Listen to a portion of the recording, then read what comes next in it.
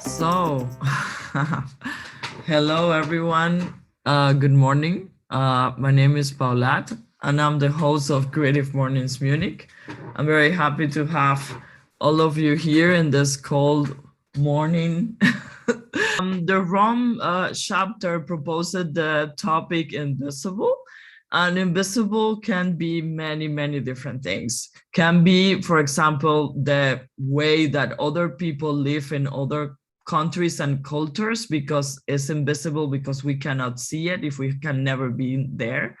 Also, some people say that science is invisible because don't really understand how it works, or all these, little things and details and calculations is something that it happens, like the speed of light, but it's invisible for many people because they don't understand also how it works.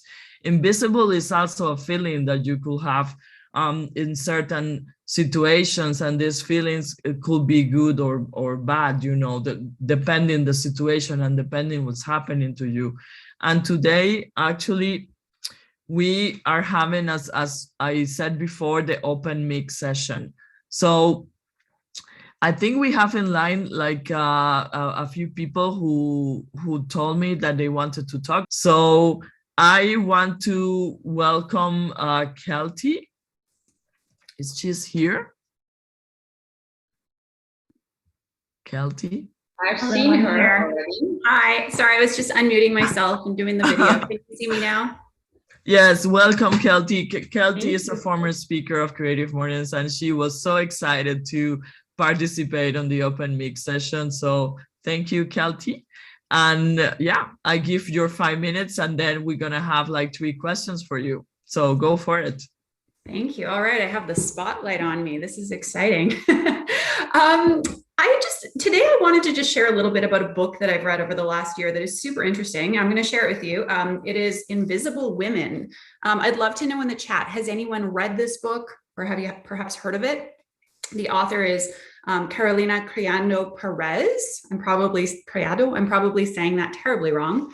Tatiana knows it. Okay, super, super interesting book. And effectively what this book looks at is the fact that there is a huge gap in data when it comes to virtually every sort of sphere in our world as it concerns women. So whether you look at things from a political standpoint, whether you look at things in the academic world, whether you look at things in terms of healthcare, the default human for many, over the course of time, and it continues today, is a man, a man's body, a man's life. And women are very overlooked when it comes to the research that they do in all of these different domains. And as such, whether it's policy changes, whether it's products that are created, from a design perspective, women are disproportionately effective in a negative way. It's a super, super interesting book. Jenna says it looks great. I think that this is a really important book for all of us to read, men and women. And, I particularly like it because it gives really interesting illustrations and allows you to think about things that you would never have considered. So as an example, and this actually isn't shared in the book, but I'm going to talk about 2 hot topics. I shouldn't say hot topics, menstruation and vaccination. Now, perhaps either women in the group or someone you know of who's a woman and has been affected this way. A lot of women, after getting their COVID vaccine, had complaints and concerns about menstrual changes that were quite dramatic, changes in their regular cycle, really extreme bleeding, etc. I have a friend who, her husband was calling emergency being like, I think my wife is dying. Do we need to be concerned? And the interesting thing that, came out of this when these pharmaceutical companies were contacted is no research had been done in terms of how these vaccines had affected women's menstrual cycles. Now, as Perez talks about in her book, women have, in many cases, been excluded from pharmaceutical and medical trials because of the quote unquote complexity of our bodies. And, in this case, when people were going through the trials, there wasn't even an opportunity to talk, apparently not an opportunity to talk about how women's menstrual cycles were affected. They're now doing research on this, I'm told, I've heard, but something to the tune of about 30,000 women in the UK alone had made complaints, raised concerns about the side effects of this. And I should mention, this isn't to say that there is an issue with the vaccine. It, of course, our menstruation is part of like our overall immune system, and a vaccination can affect that. But it's just an illustration, across the board, whether it's looking at how much of a certain medication a person should take. Another illustration I'll give from the healthcare field is when women experience a heart attack, the symptoms are drastically different than what we are taught and most people know a heart attack to be, which is how men generally respond. I'm not going to share the details of that, but I would actually urge you to do a quick Google search, how does heart attack present in women? Because it's drastically different. I just want to mention this book because it's very interesting to think about, from the beginning, and if there are designers in the crowd, of course, or whatever industry you're in, looking at who we are, exploring, what we're considering to be like the norm, the status quo. It may be a man, it may be that we have disregard for other, cultures, races, people.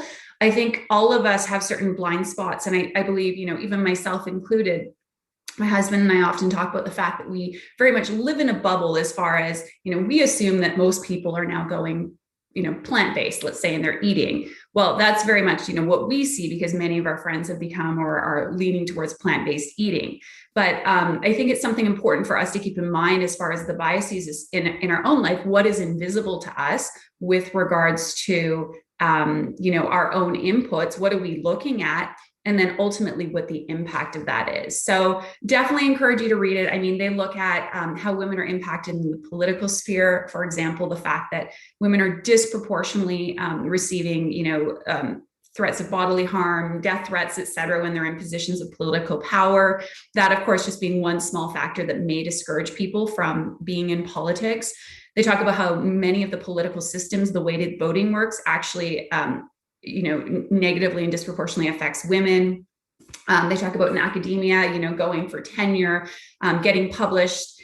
Many of the panel and boards are made up of men. So it's super, super interesting book.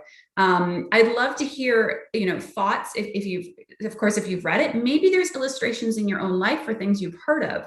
I'm going to give one more example. I'm not sure how long I've been talking for, but when you think about like clothing or equipment that people wear. So in the military, over the course of time, generally military uniforms were made for men's bodies. And of course, there's a lot of variation in men's bodies as well, but they found that, for example, like a bulletproof vest actually may not adequately protect a woman's body from being shot because the fit is different, of course, with, hips and breasts and that sort of thing. Safety equipment, women working in, call it like more trades, blue collar type work. The gloves that they might wear, safety gloves, are often made for men's hands. So that puts them at a greater risk of potentially being injured, being in a dangerous position, potentially having loss of life. So really, really interesting. Love the lens at which this is explored, looking both at the bias in our data and using data to illustrate these points. All right. So if anybody wants to share, has a question, a comment, you can unmute yourself. Okay, Amelia just anyone, I think Kyle had a comment that he remembered when you were talking about this, that the 1999 Invisible Design podcast had a really phenomenal episode about this book. And he posted the link over there. I don't know if he wants to add any other comment. Yeah, I think it was just when you were giving some of the examples of the things in the book, I remembered exactly in this podcast, they discussed some of these examples, and I think it's only 30 minutes long. So if someone's not really interested in reading the whole book, that podcast is really good and gives an overview of some of the things that you talked about already. Amazing. Thank you, Kyle. Nice mug, man versus machine. Very good coffee. Yeah, I'm in Innsbruck now, but every time I go to Munich, I go to Man versus Machine. It's my favorite. Nice. Any other comment or question regarding the topic that Kelty talked about? I think it's quite interesting because first you are referring about how women can be in a way invisible, not maybe taken in mind for research when medicine or other products are developed in the world, because the main idea is that men who be using this. And this topic, it remembers me the when there is also this when people talk about neurodiversity, that there's people who think and in different ways. And sometimes it's really, I was reading an article because a friend of mine, she is very aware about this situation. In the studies, in the research, they, most of them is related to boy kids that maybe have like problems in behavior, or autism, but there is very little research about girls that are suffering, like maybe are having the same situation in neurodiversity.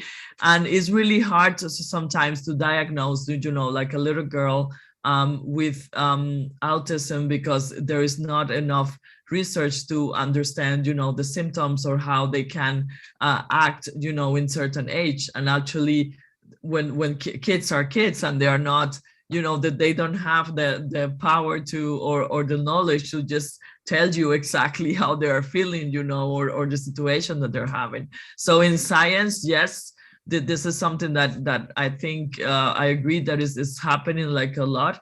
And I think with the change, with everyone's little work, and this means also having women in science, like taking in mind that also it could be like different results in a research, just to know how things act, or what happens to women in certain situations, or sickness, or medicine. It would be really, really great.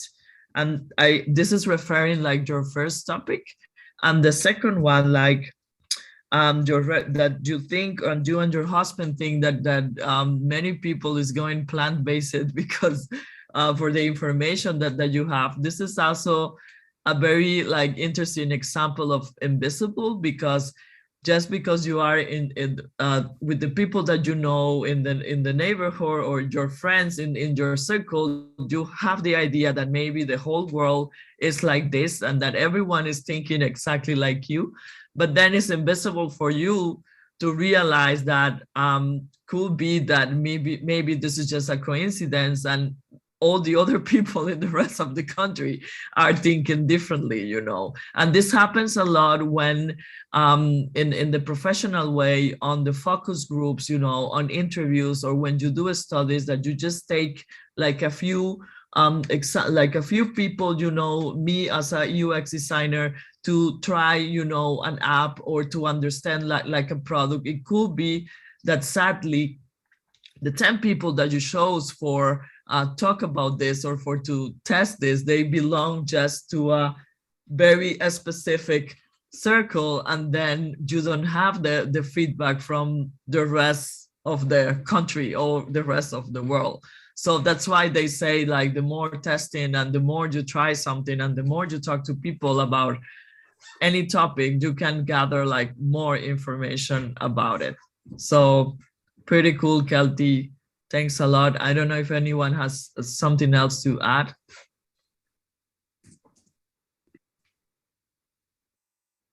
No? Okay. Do anyone wants to share any experience or comments? We are a very small group today, very cozy.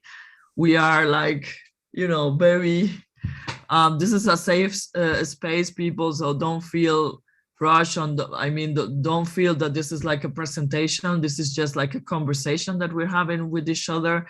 And yeah, maybe there is something that Reinhardt wrote. He says, I am interested in the visualization idea of the phenomenon of time. I look forward to any visible input.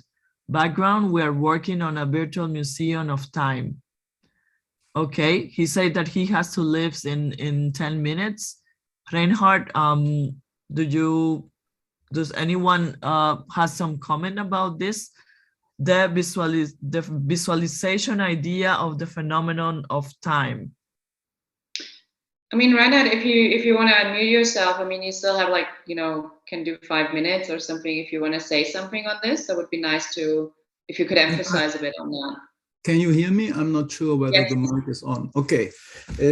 It's very simple. We are working on a virtual museum together with University of Düsseldorf. I'm based in Düsseldorf. And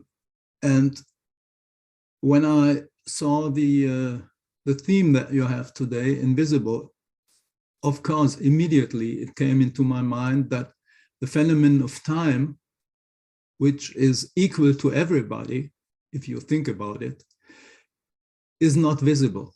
We have no idea what time is, not really. Even the scientists have not really a definition that is solid. There are a lot of speculations, and those phenomena are very, very interesting to visualize. And that's the idea. If somebody has an idea for that, how to do that, you're welcome to write me and we can discuss it further. That's all. Great, thank you. Does anyone has a comment quickly before Reinhard goes away, because he has to go like in 7 minutes? What is going to happen with the people who submit something? Is that going to be in an exposition, or is that going to be, what's happening with that? Everything is possible. We are open to everything. It's how is it called? The gemeinnützige Verein in English. Yeah. So I have no idea, but everything is possible. Okay. We can promote it, we can sell it, whatever. Right. And by the way, I'm CEO of a startup business angel network. So I'm used to think in entrepreneurial way. All right. Great. Thank you. Sounds good. Thank you. We just made it in time. Like, you still have 5 minutes, so. If anybody has any question, please, you're welcome. I'll try to answer. Thank you. Thank you. I think, Do you wanted to say something, Tatiana? No, I just wanted to quickly add, so I'm jumping back to Kelty on the topic. I think it's such a great book and an important topic that we should be more aware of, like how little women are being considered, like in science, but also like in general, like technical equipment. And just one example that came to my mind was the seating belt in cars. It has just been designed for men, so like it just cuts us here, and it's also not designed for women when they are pregnant. So women that are pregnant they can take off the seating belt because it would harm them more than it would protect them. And it's also like the entire car design, because women they're tinier, usually tinier than men, and smaller. So we are sitting more towards the wheel. So in case of an accident, the percentage of women being hurt or even like die in an accident is much higher than compared to men. So I think it's a great topic that you brought up, Kelty, and I think it should definitely be more awareness with regards to that. So thanks for picking it up and presenting it today. My pleasure. Yeah, I could talk about it for hours. It's super interesting. Even looking at like how we're constructing these, like, for example, the questions that we ask people when we're, creating a survey or doing research. They talk about, for example, in job posts, oftentimes, jobs, for example, may attract more men than women, but oftentimes it's the language they use. It's going to be, maybe saying like assertiveness or something that may like reflect more for what women or men are considering to be like as they would identify with. So anyways, I won't say more about it today, but yeah, super, super interesting. If anybody ever wants to jam on this, just reach out.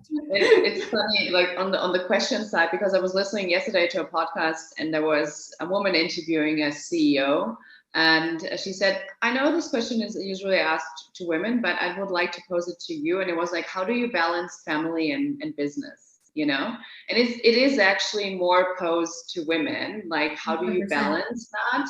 And it's hardly ever asked, a question being asked to men. So I found it really interesting that she was And like, yeah. Notice how you just said a CEO, you didn't say a male CEO, right? Like, and is the, like, when we think CEO, often, not Yes. always, a lot of us, we think men, right? And then we say it's a female CEO if it's a female. So yeah, it's really quite an intriguing topic. Yeah, true. Thanks, Tatiana. Good illustration. Great. Sadly, that Reinhard had to go because I think Emilia had a comment about the time here. That Emilia, do you want to mute? I mean, he left, but you can say the comment like anyway, because I think it's quite a great link between time and invisible anyway. Yes. So I typed that. I saw a video the other day where it just blew my mind. This man was saying, oh, you know, I think like I was thinking about my birthday, like if you're born on June 1st, like at 10 p.m. in the US, then, but someone in China is born like at the same exact moment as you, just because over there it's like a completely different day or time. That person is older, one person's older than the other, even though you're born at the same moment. So I was like, oh my gosh, that's super interesting. I want to find my same moment birth twin that but is actually in a different time, was in a different time zone or something. So I thought it was very fascinating because the concept of time is just something that we've made up. So yeah, that's a great comment. It's actually pretty interesting. We can keep talking about time because I can write Reinhard. I just sent him like the recording of the session so he can hear the comments that we had, because sadly he had to go. But I think actually in art, you know, in theater, in the movies, the actions, when you tell a story and you want to give a difference of, you know, about time, I mean, in my case and in many other people cases, there is one action and then there is another action, and a lot of many actions that they are grouped together and in a way give a significance, you know, a meaning of time. But this concept can also change, because sometimes when you're doing nothing, and this happens, you know, sometimes you feel that the time either didn't pass or pass very fast. And this is really that depends like on the person, you know, and this is the same when you're doing and you're super busy, like also with doing like a lot of things, that is the other side of then doing nothing. You either feel depending the situation and the person, like the time went pretty fast or very slow anyway, because you did like many different things. So it's really like interesting to tie time with actions and events, and not necessarily like that they are in an order, you know. And you also see these things in movies, that when people are going to die or they have like a dangerous situation, they see in their very fast, you know, the most important events or remembers that they have from their life, that is also like a reference of time. But yeah, it's really hard to have a clear conclusion about it, because you just see your parents getting old, and this is a reference that you're getting old also, and the time is also passing. So the visual change of things give, I think, a reference of the time is passing. I don't know if someone else has like a comment about that.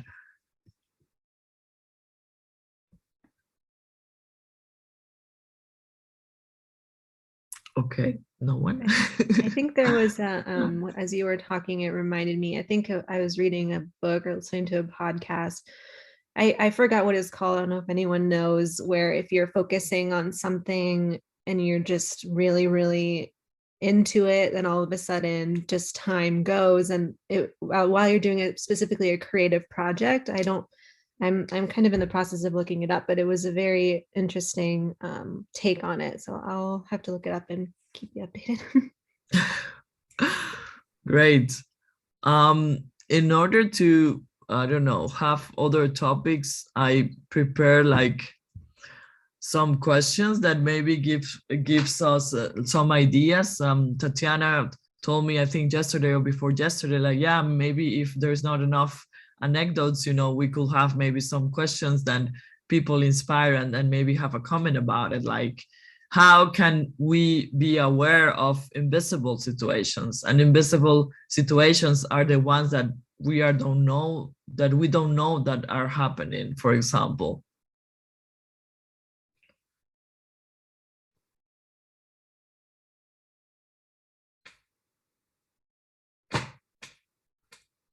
I think the question was too deep, right?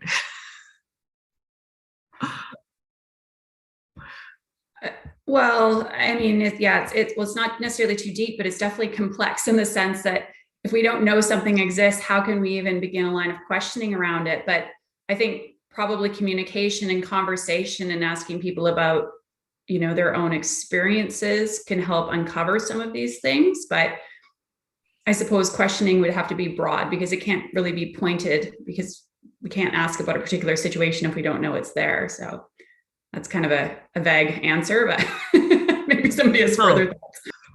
But I mean, the topic in general is quite deep, and one answer is not right, and all the answers are also right, so it doesn't really matter, because it's just like what small thought about something. I think that this is like a dangerous situation, because it's also refer when you want to have control of everything, and this can bring like a lot of anxious anxiety and other way of feeling that if you don't have control of, I mean, there is times that you think that many other things are happening and you need to be aware sometimes when you are, I don't know, a CEO or in your life or with your kids, for example, or your family, and you keep asking and keep investigating, but in a way that maybe is not healthy. So this could be like, yeah, we could like talk to people and talk to our family or your kids and the people in your company, but also it should be like a balance to understand that there are things that you actually can't control, and they are invisible because you don't have the idea that they will happen, in the future. So I had some tricky questions just to that people, have something to say, but it doesn't mean that is the right question. I can share something about this, actually. Yes.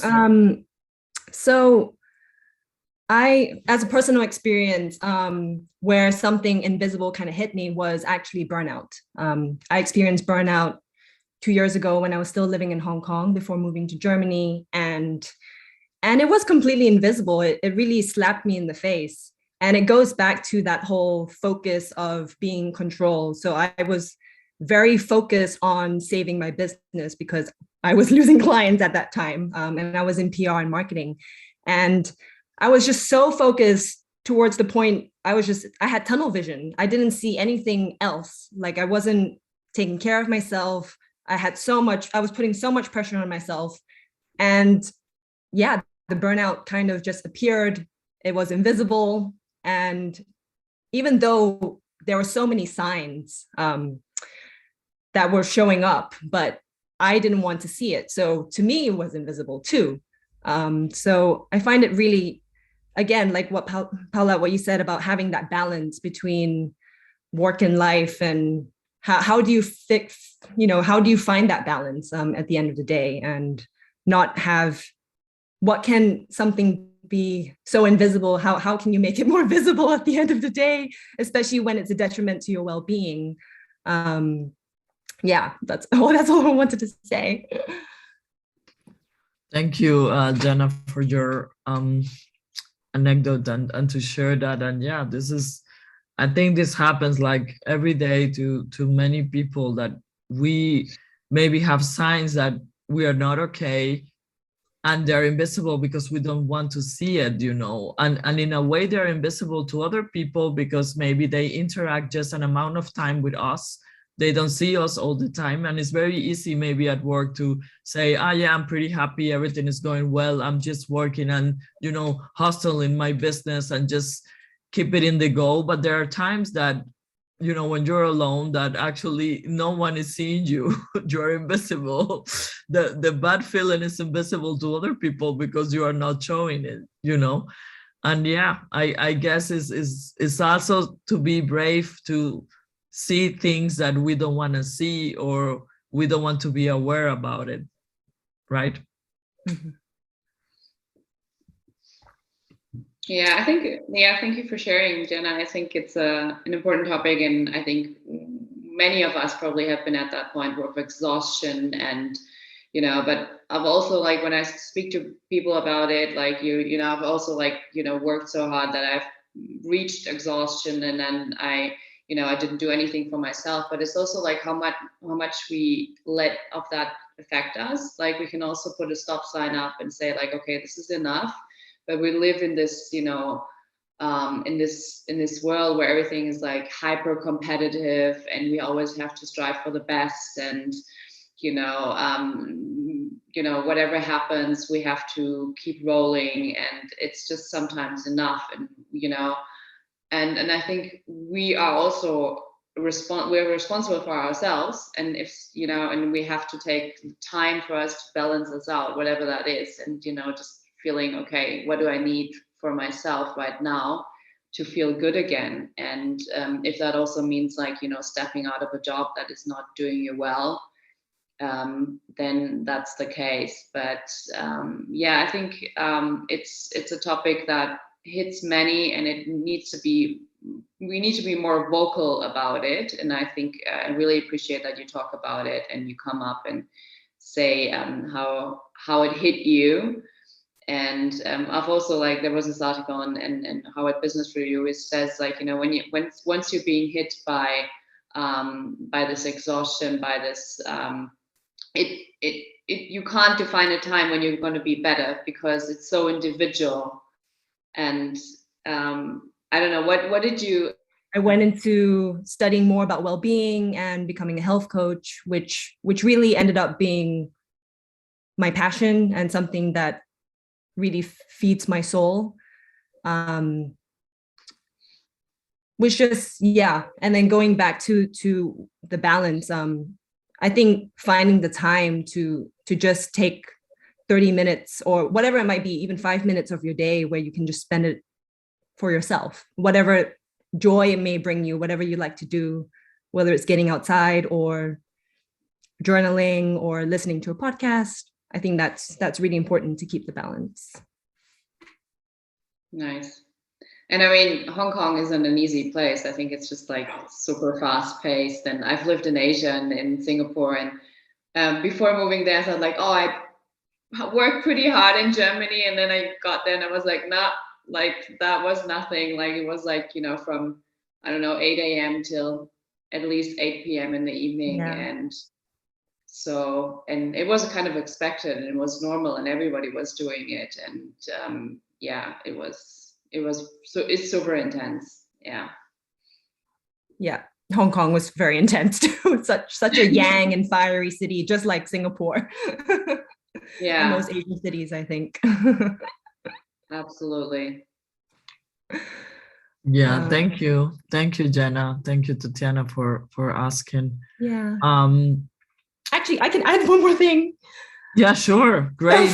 Funny enough, we talk about living in such a fast-paced city, and in my experience, so I think Paolat and Tatiana, having moved, or anyone else here having moved, so I've lived in multiple cities, and this has been the hardest move for me, in the sense that COVID happened, and moving from such a fast-paced city to a village. I do feel invincible at times, really. So it's been a challenge, and I feel like, having moved a lot, there's been many times where I have felt invincible, and it's just almost part of the journey, where when you have to move to a new culture or learn a new language, you're gonna feel a little bit like a black sheep. I feel like that. I think I'm the only Asian person in my little village here. But I also feel that when you understand the invisibility, so why do you feel invincible, actually gives you the strength to find the way to become visible. So that's a challenge for me at the moment. How can I become more visible in my little village? Whether it's learning German a bit better, going to the bakery and talking to someone, striking up a conversation in the supermarket. So yeah, it's been a real challenge, but also I find it's given me a lot of awareness and clarity to what I want and what I need in life to be happy. That's a great analogy, you know, because actually, yes, I totally identify that when you're moving to a new country and you want to be part of this new society, at the beginning, you're invisible because you don't speak the language, you don't understand how things work. You don't still get, you know, how to get friends, how to get a job, how to do this. And you start to try. At the beginning feels like, hey, you know, I'm here. Take me in mind, you know, I'm trying to get this job, you know, or I'm trying to get this apartment, like, hey, you know, and sometimes feels so like frustrating, like you are like just doing noises, you know, and talking and jumping and making a show, and feels like no one is watching. Actually, no one wants to turn the face and see that you're there, actually. And this come with the question that is on the screen right now, like, is feeling invisible good or bad? I mean, we are describing right now, Jenna and me, that it feels bad because you're trying to adapt and be part of a community. But at the same time, I think there's examples that people feel okay being invisible, you know, like they don't want the spotlight, they don't want to be in the you know, the one who says what they have to do. And this is also not bad, you know. And so sometimes we also, you know, in a different topic, some families and some people grow up with because I was having a conversation with a friend yesterday, that the good thing is like to be the best on everything, you know, to be visible, and this is linked with maybe with this burnout that Jenna was commenting before, like, yeah, you have to do everything that you have because you have to be visible on the top. And sometimes, you know, this is not actually the answer. You can be like transparent, you know, you can be there and enjoy your life and do what you have to do in work and be happy, but not exactly being on the top.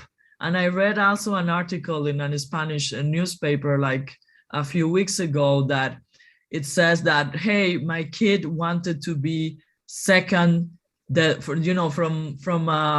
from a music presentation, the girl just wanted to be in the back in the chorus, you know. She didn't want to be the principal or the main singer. And then many of the family members started to criticize the girl, like, hey, but why? You have to up to the best. You have to work to be the main singer, you know, and to be the really be visible, like for the audience. And the girls say, no, but I like to be on the chorus on the back, because anyway, I'm giving something and I'm helping to all this whole production and this musical to be real. Because imagine that everyone wants to be the main singer and there is no chorus, there is no musicians on the back. Everyone is the pop star in the front of the show. So this maybe brings the conclusion that, you know, there's many roles that people can take, but also being on the back, you know, doing the stuff that is not really you know, that not everybody knows, but doing the back work is also important in many situations. You know, we forget sometimes with social media that we think that everything we do also has to be visible, and if people don't see what you do, then this is bad, you know, you're invisible. And I don't know, it's somebody else, you know, has a comment about this, all this brainstorming that I did in just 5 minutes.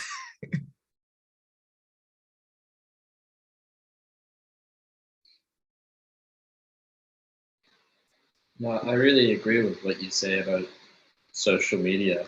I think what's helped me so much in the past year or two is just stopping posting on Instagram and stopping doom scrolling or scrolling through Instagram so much, because when you stop posting and expecting people to give you feedback on how you're living, and you stop scrolling and seeing how everyone else is posting their best selves, it really, you just kind of, at a certain point you miss it, but then at a certain point you kind of move past it, and it feels really good to not have these expectations that you have to do something that's share worthy constantly.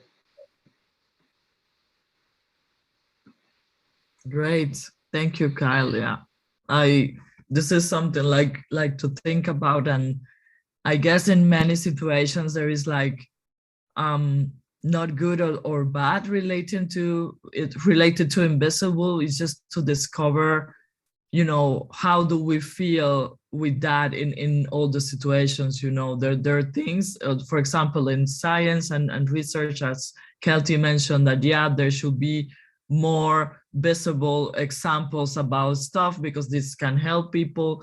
But also then in your life, I think it's really okay to have whatever decision you have to be invisible or not in any aspect, you know, and it's also on the way that how do you feel with this and how do you manage this. Thank you, Kyle. And then I think I have a last question before we wrap up. What would you like to be visible, more visible? It could be a situation, I don't know, a person, an action, whatever. Very abstract also the question.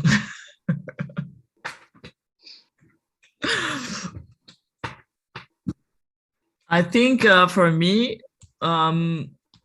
it would be great that feelings, that people who make feelings more visible. You know, sometimes people are feeling like a lot of stuff inside and you can really not see because there's not a conversation, there's not like a visual change, you know, on the face or the actions. And it's really hard to understand how a person feels if you don't have any input, you know. So every friendship that I have and every person that I know, I try to make them feel that they are in a safe space, that they can show me their feelings, you know, and I'm okay with that. This is my wish. This is what I would like. I don't know what you would like.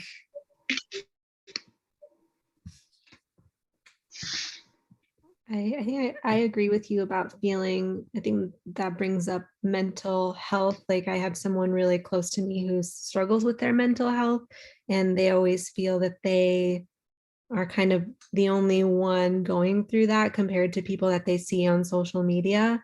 So then I'd wish that those people on, you know, sometimes those people on social media would also say that maybe they're also struggling with things like that. Because I think as humans, we struggle a lot with our feelings. And so it'd be nice for this person close to me to kind of see that they're not alone and they see more of this happening. I think the younger, is it Gen X? No, Gen Y? Gen Z. Gen Z is getting really good at talking about almost everything. So I think that's getting better. That generation will talk more about that stuff, but yeah. So that's Great, thank you, Emilia. Anybody else? Just to wrap up. Oh my God, you like how everything is, it is exactly, you don't wish anything to change. Anything to be more visible besides research.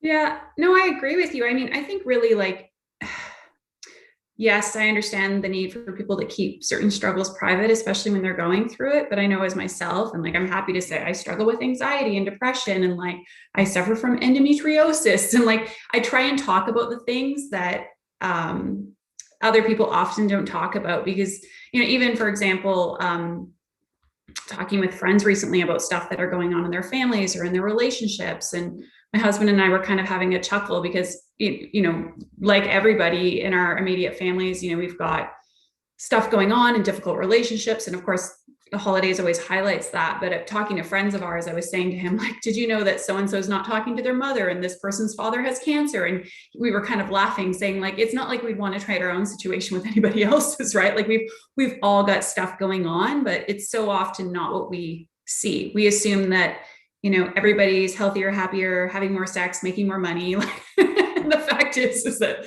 a lot of us are going to be in that same boat with regards to our challenges. So I think those who feel, I don't know, want to say bold enough, but who feel comfortable sharing that, because it is something you have to develop comfort in. The more that I talk about my personal challenges and struggles, and I'm fortunate that I have, you know, we can say a small platform doing that in my business. The more people approach me and like, wow, I had no idea. And thank you for sharing that. And like, I deal with that too. So I think to sort of be emboldened by that, if you have it within you to share that, even if it's with one other person, it can have such a far-reaching impact. I'm always surprised by it myself, like the things I share that people are like, oh my God, thank you so much for saying that. So Yeah, that's so true.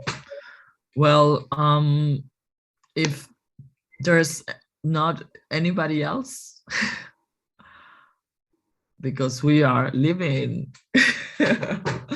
Okay, thank you very much, everyone, to take part of this open mic as the last session of 2021. This has been a year with a lot of changes, a lot of challenge, and a lot of, you know, of unusual situations. I wish all of you a very nice and wonderful holidays, the whole December.